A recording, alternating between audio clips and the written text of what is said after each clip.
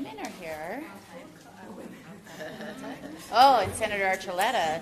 He's representing all the men today. I just came from a meeting. Oh, okay. You're going to tell me when we're going to start? Yeah.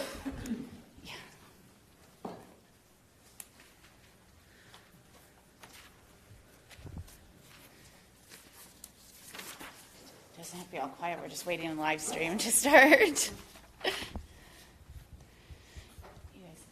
I'll introduce you, but it doesn't matter in what order we go up. Yeah, but some people aren't here, so it doesn't matter. We're going through all of them. There's no. So why don't we just, after Maria Elena, whoever you introduce. So Lucille, and then Luce, you introduce Sabrina. Yeah, that way we next to. So we'll go. So after Sabrina, as soon as we're with Eddie and you introduce one. Okay. Just go to the person who's here. Okay? Ready? All right. Welcome.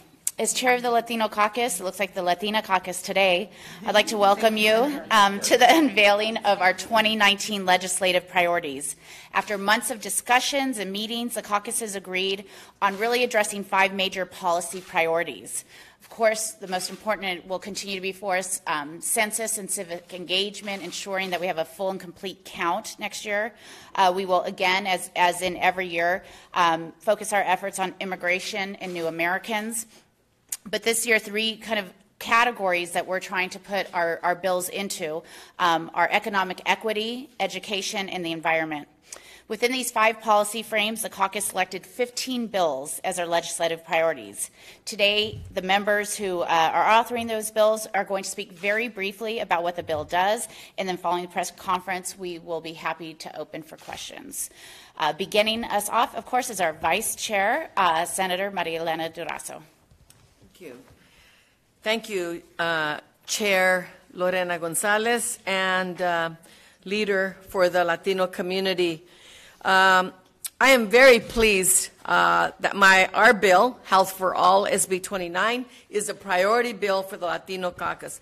The fact is we need healthy adults and healthy children for a healthy California, and that means in all of our communities, especially for the Latino community. Nearly 2.2 million undocumented Californians, 1.5 remain uninsured, and low income. Covering undocumented adults with low incomes is a smart policy for California. And they are the only group in our community. You talk about discrimination, they are the only group in our community that has no choice but to rely on emergency care.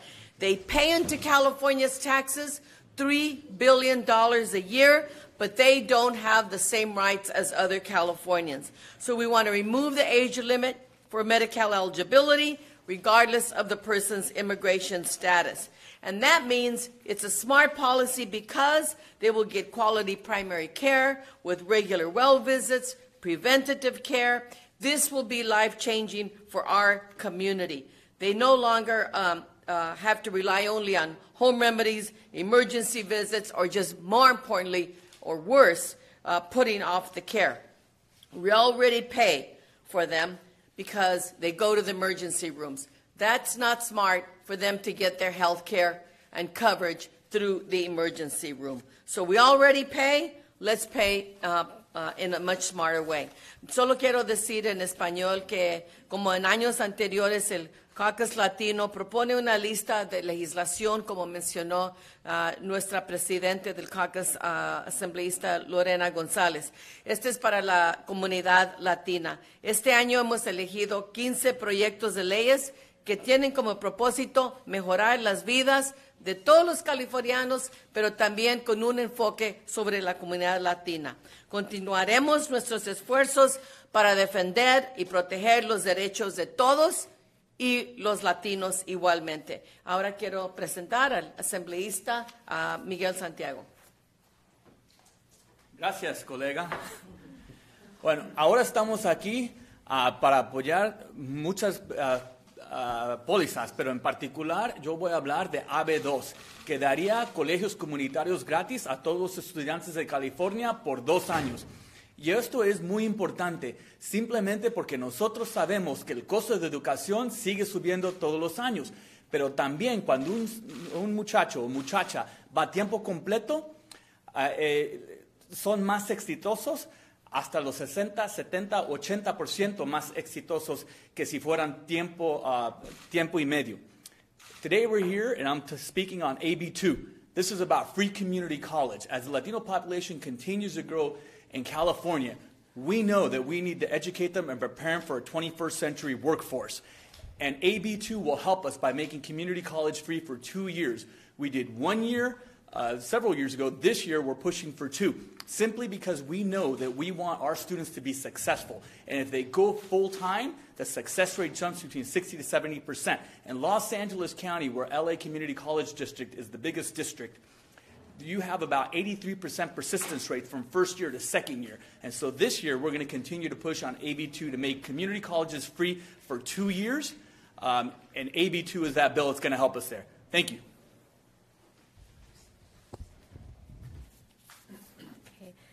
Good morning, buenos dias. I'm Assemblywoman Luz Rivas. I represent the 39th Assembly District at the East San Fernando Valley of Los Angeles. I'd like to thank the Chair, Vice Chair, and my caucus colleagues for making AB 16 a priority bill. You know, Latino populations continue to experience the sharpest rises in homelessness. According to a recent study by the UCLA Latino Policy and Politics Initiative, in Los Angeles alone, 35% of the homeless population is Latino. My district is majority Latino, and at my old elementary school, 24% of the students are classified as homeless. Last year, you know, the highest rate at any of the schools, districts, 1,100 schools. This problem affects Latino communities statewide, you know, from Salinas to San Diego, and this is not acceptable to me. Our current process for identifying homeless children is frankly a hot mess. There really is no better way to explain it, and that's why I've authored AB 16. My legislation establishes a comprehensive policy approach to help communities identify homeless children, many of which are children of color. Not only does the bill fund new homeless coordinator positions at the Department of Education, because we only have one of these homeless coordinators right now, but we're also creating new regional assistance centers for those communities who need additional help. These children are California's hidden homeless, and we have got to identify them if we're going to connect them to services. Every child needs to feel like they matter. We have an obligation to do our best to help them, because while the president continues to send signals that our Latino families don't matter, we here in California can show them that we do care, we do want to help, and they are valued. Thank you. And next, I'd like to introduce Assemblywoman Sabrina Cervantes. It is a pleasure to speak on Assembly Bill 49 today, the California Voter Protection Act of 2019. It is appropriate that we're having this event today, as this week is Cesar Chavez Day. It is incumbent on us here in the legislature to continue his legacy of fighting for civil rights. And there is nothing, perhaps no greater civil rights than the right to vote, which is the foundation of our entire system of a representative government. We here in California are currently undergoing a transformation in how the right to vote is exercised. Mail ballots are becoming the norm for how California voters are heard by their government. In 2018, more than 65% of California voters used mail ballots. We must adapt our election system to reflect the new and changing reality. Unfortunately, during the last election cycle, there were many instances where voters did not receive their mail ballots in a timely manner. While CVP is an important first step towards making sure that this does not happen again, this bill will require that our county registrars send mail ballots to early vote by mail voters within 5 days of the current day, in which the ballots are sent 29 days before Election Day. For counties that have opt-into vote center models, my bill will also require that vote centers are available in each assembly district. CVP will begin the long process of fully adapting our election laws to the changing reality of majority mail ballots, also help protect the essential right to vote. I look forward to working with my colleagues in the Latino Caucus on this bill, which is just the first step in the right direction. Next, we love to bring up Assemblymember Jose Medina.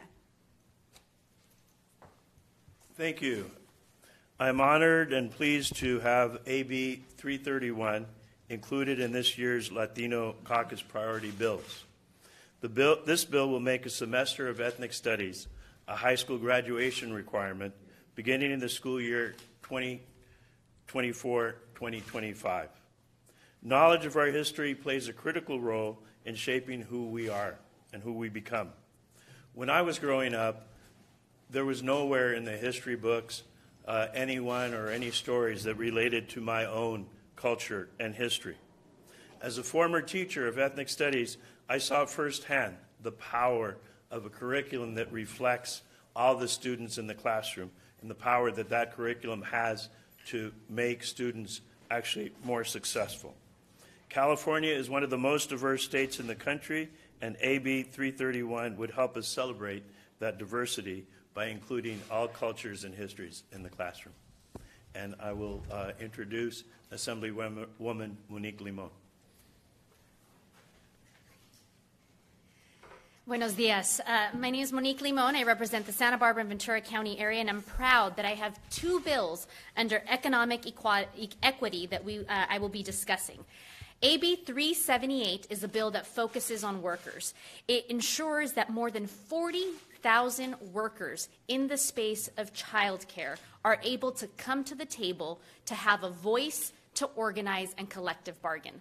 When we think of some of the elements that are the most important in our state with the early learners, 0 to 5, we know that that child care worker plays a huge role. We also know that child care workers in this state are predominantly women and Latinas. And another element we know is that most of them make less money than someone who is working at a fast food restaurant. And they are the individuals that are in front of our children. So this is a bill, AB 378, that would bring the workers to the table and allow them to implement professionalization, training, and ensure that our early learners are taken care of. The second bill is AB 539.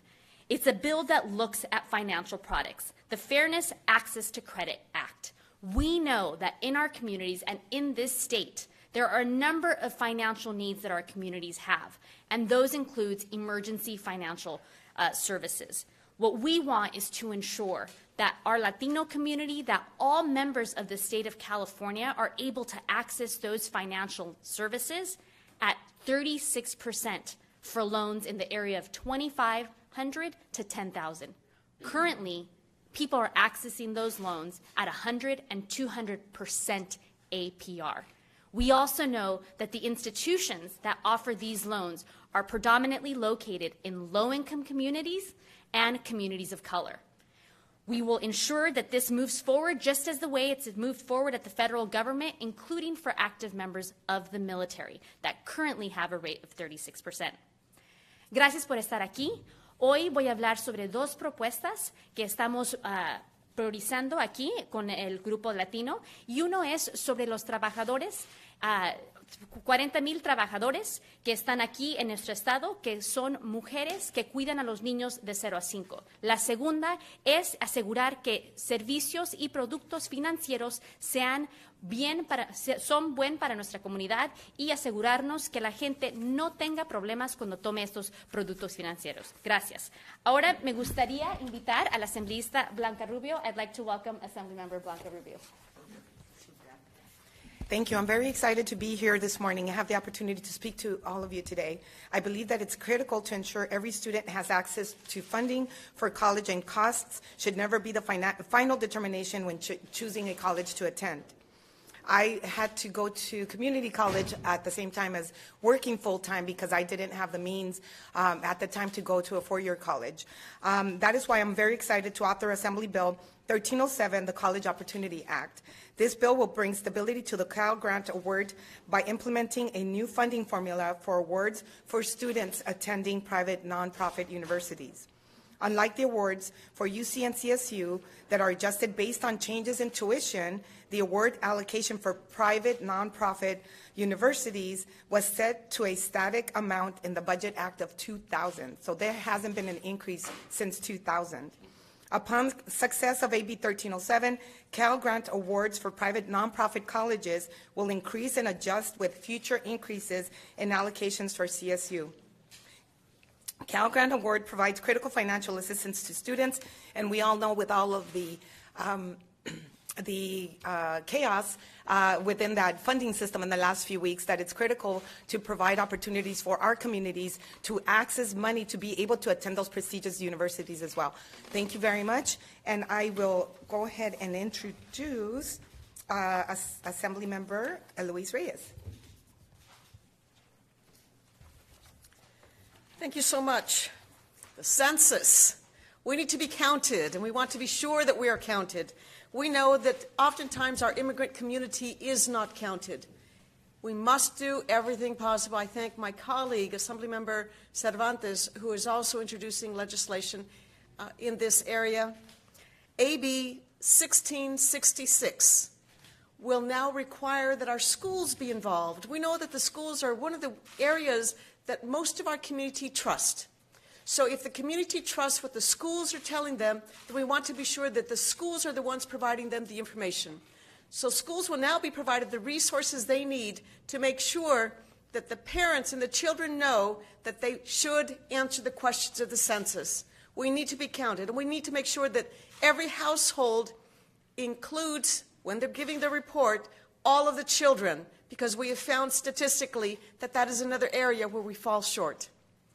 La propuesta AB 1666 tiene que ver con el censo, asegurar que todos seamos contados, tanto inmigrante como los niños, todos los de la casa sean contados. Y queremos que las escuelas que tienen una prioridad en la vida de las familias también sean la institución que va a dar esa información.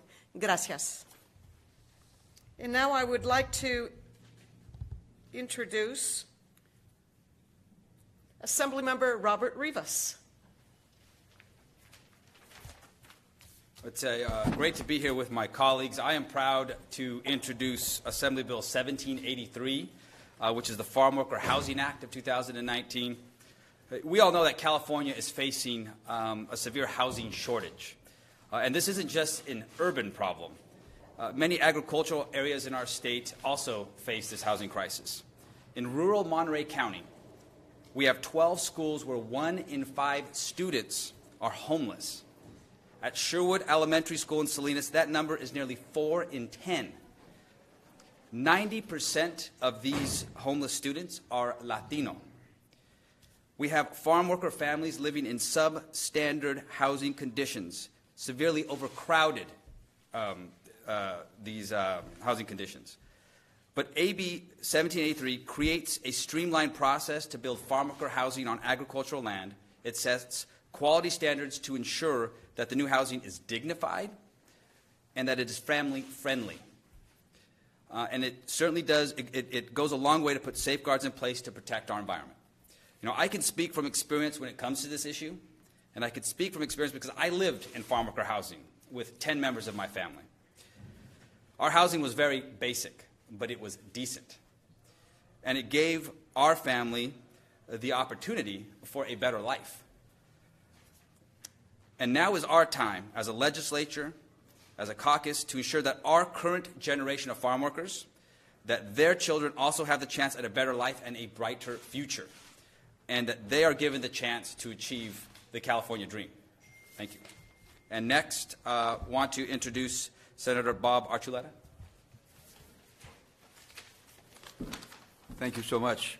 Madam Chair, colleagues, ladies and gentlemen, I'm so honored to be here. My name is Senator Bob Archuleta, and I'd like to talk to you about my bill, Senate Bill 456, which protects the privacy of Californians by ensuring personal information of those who volunteer at our faith-based organizations, such as churches and schools, are not treated unfairly, and they cannot be asked to divulge their information As you know, the people that volunteer in our churches and schools must be fingerprinted.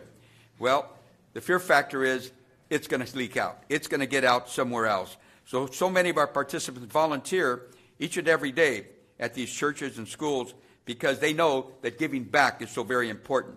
But these are people who are undocumented. These are citizens who are sheltering the undocumented, the children and families, and who fear every single day that they will be deported or issues or information will be divulged. The volunteerism in our nation, in our state, is a cornerstone of what has made America so great.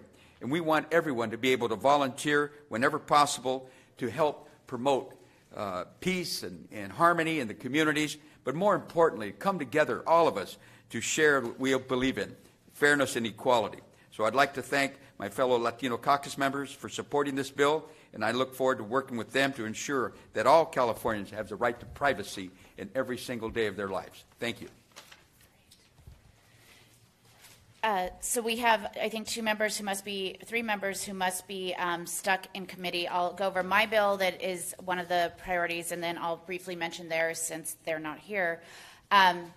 AB 1747 is my bill on the Latino Caucus priority, and what it does is ensure that the assurances we made when we asked people to go get an AB 60 license, and for folks who don't have documentation, is secure, that information is secure. There have been reports that ICE can access that database if they have a name, and we want to ensure that the only way ICE can access that database is if they have a warrant for somebody in that database.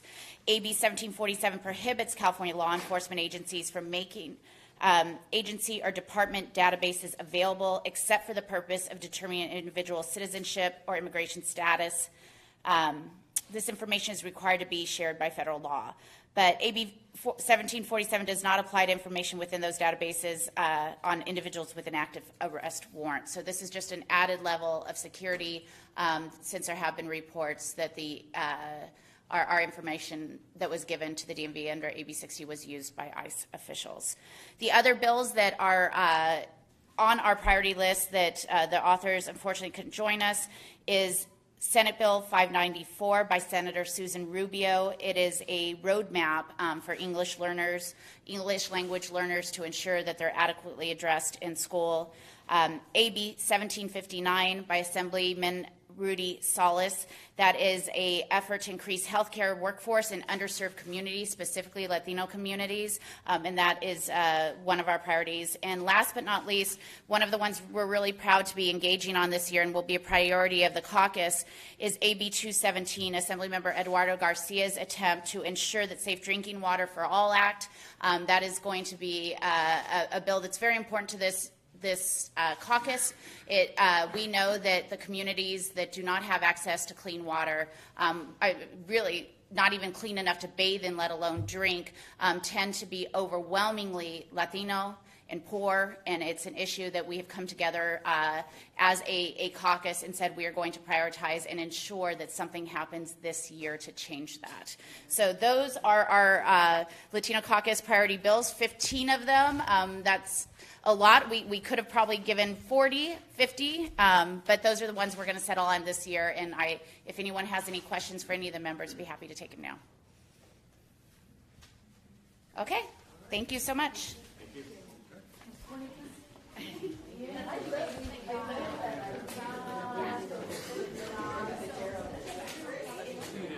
I know. It's like, what do you do?